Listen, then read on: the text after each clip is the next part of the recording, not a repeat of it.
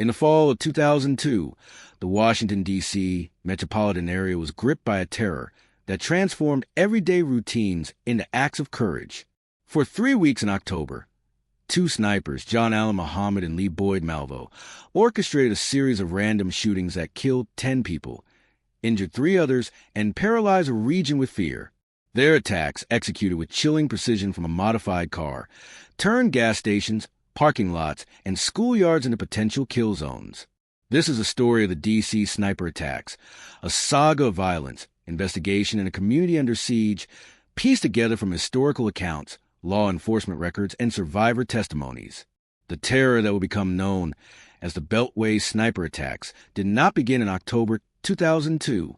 John Allen Muhammad, a 41-year-old Gulf War veteran and skilled marksman, and his 17-year-old accomplice, Lee Boyd Malvo, a Jamaican teenager he had taken under his wing, had already left a trail of bloodshed across the United States.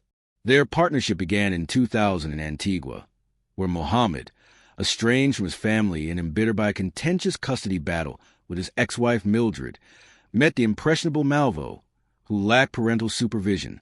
By 2001, Malvo had joined Muhammad in the U.S., where Muhammad's influence over him deepened, shaping him into a willing participant in a deadly mission. From February to September 2002, the pair committed murders and robberies in states, including Washington, Louisiana, and Alabama. On September 5, 2002, in Clinton, Maryland, they shot and robbed Paul LaRufa outside his restaurant, leaving him critically wounded but alive. On September 21st, in Montgomery, Alabama, they killed Claudine Parker and injured Kelly Adams outside a liquor store, a crime that would later prove pivotal. These early attacks were scattered, seemingly disconnected, but they honed the duo's methods and emboldened their audacity. Their weapon of choice for the D.C. attacks, a Bushmaster .223 caliber rifle, was stolen from a Tacoma, Washington, gun store with a history of lax record-keeping, a detail that would later spark legal repercussions. The D.C. area first felt the sniper's wrath on October 2, 2002 at 5:20 p.m., when a bullet shattered the window of a Michael's craft store in Aspen Hill, Maryland, narrowly missing cashier and Chapman. Less than an hour later, at 6:02 p.m., James D. Martin, a 55-year-old program analyst, was shot dead in the parking lot of a Shoppers Food Warehouse in Wheaton, Maryland. The shot came from a distance, with no witnesses to the shooter. The region didn't yet know it was under attack, but the next day would erase any doubt. October 3, 2002, became the deadliest day of the spree. Over a 15-hour period in Montgomery County, Maryland, the snipers claimed for more lives. James Sonny Buchanan, Jr., 39, shot while mowing a lawn.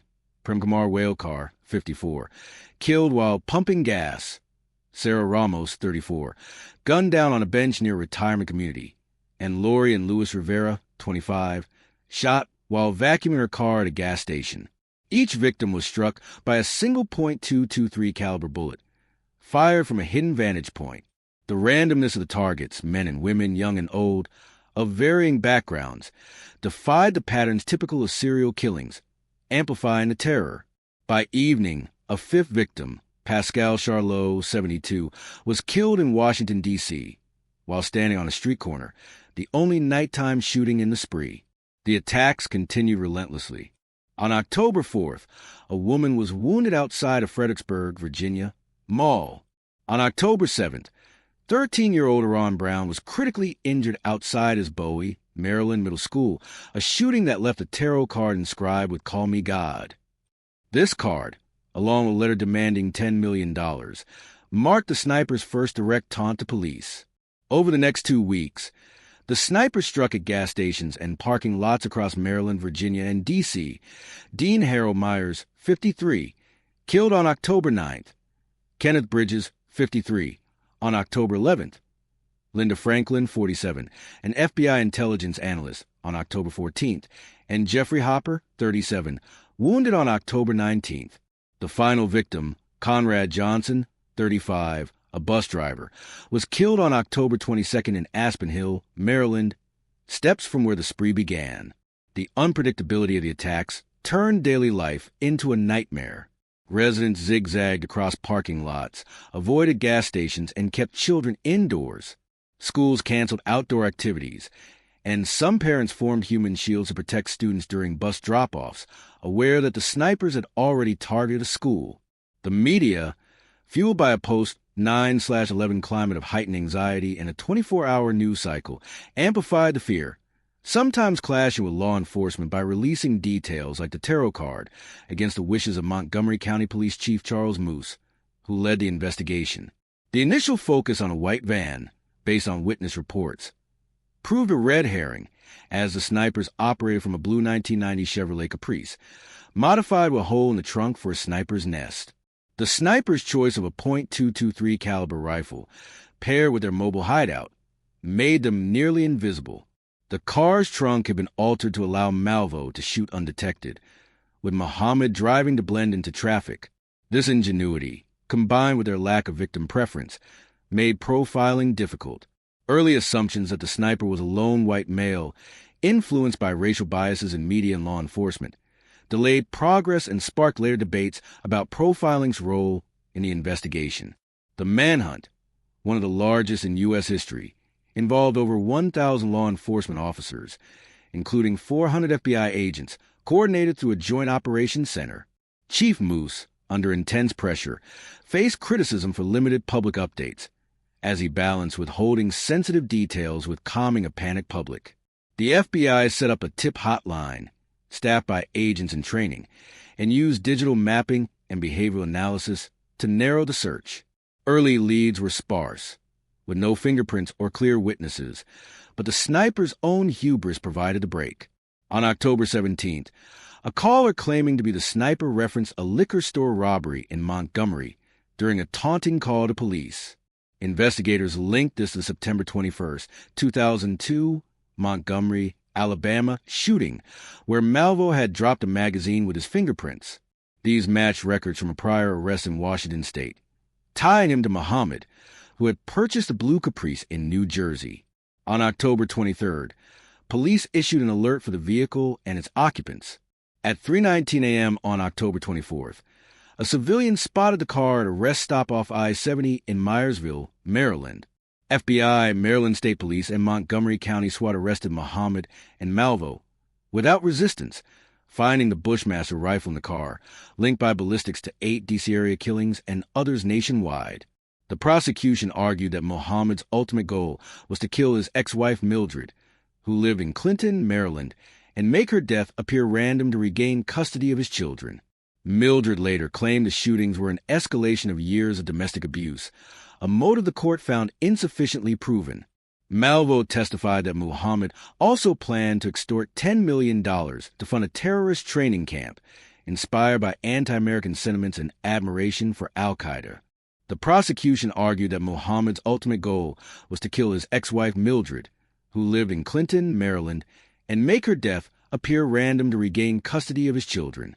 Mildred later claimed the shootings were an escalation of years of domestic abuse, a motive the court found insufficiently proven. Malvo testified that Muhammad also planned to extort $10 million to fund a terrorist training camp, inspired by anti-American sentiments and admiration for al-Qaeda. These motives, personal vengeance, financial gain, and ideological extremism, intertwined to fuel the spree. Muhammad's trial began in October 2003 in Virginia for the murder of Dean Myers. Over 130 witnesses and 400 pieces of evidence, including the rifle and modified car, secured his conviction on charges of murder, terrorism, conspiracy, and illegal firearm use. He was sentenced to death on March 9, 2004, and executed by lethal injection on November 10, 2009. Malvo, tried separately, received multiple life sentences without parole in Maryland and Virginia. Those Virginia sentences were later commuted to allow parole eligibility due to his juvenile status. In 2022, at age 37, Malvo was denied parole, deemed a continued risk to the community. The D.C. sniper attacks left a lasting scar on the region and the nation. The randomness of the violence, coupled with the sniper's ability to evade capture, exposed vulnerabilities in public safety and law enforcement coordination. The case spurred reforms in gun store regulations, leading to a $2.5 million settlement from Bushmaster Firearms and a Tacoma gun store for negligent practices. It also highlighted issues of racial bias and profiling and the psychological toll of domestic violence. As Mildred Muhammad's story underscored, the attacks, coming a year after September 11th and amid anthrax scares, deepen a national sense of insecurity, amplified by relentless media coverage. For survivors and victims' families, the pain endures. Documentaries, books like Malvo's Diary of the D.C. Sniper, and films like Blue Caprice have explored the case, seeking to understand the minds of the killers. The region remembers those lost, ordinary people doing ordinary things, and the courage of community that refuse to be broken. The D.C. sniper attacks remain a stark reminder of how quickly safety can unravel and how resilience can prevail.